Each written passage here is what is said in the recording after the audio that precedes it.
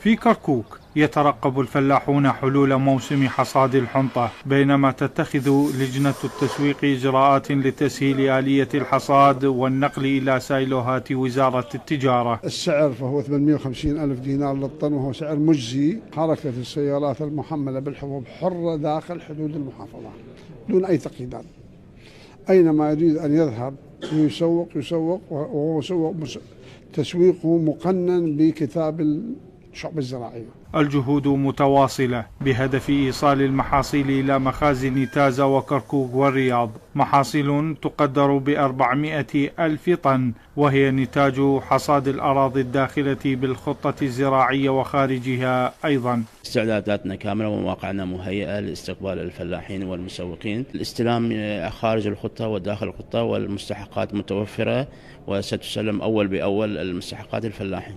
فرقنا الرقابية منتشرة في جميع المواقع على مدار الاستلام اللي هو 24 ساعة، بالتعاون مع طبعا جهاز الأمن الوطني، ويعني أرقامنا الساخنة موجودة، ونستقبل شكاوي يعني الفلاحين والمزارعين في حال أي يعني تلاعب أو ابتزاز من قبل أي جهة معينة. 21 من الشهر الجاري هو موعد حصاد الحنطة، سعر الطن منه يصل إلى 850 ألف دينار. عملية بيعها تتابع من مفارز الأمن الوطني على مدار الساعة لضمان عدم التهريب والاحتكار.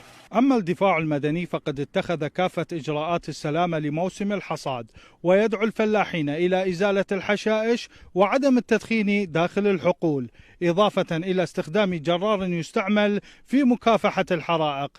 من ناحية تركلان في كركوك، محمد صغير، العراقية الإخبارية.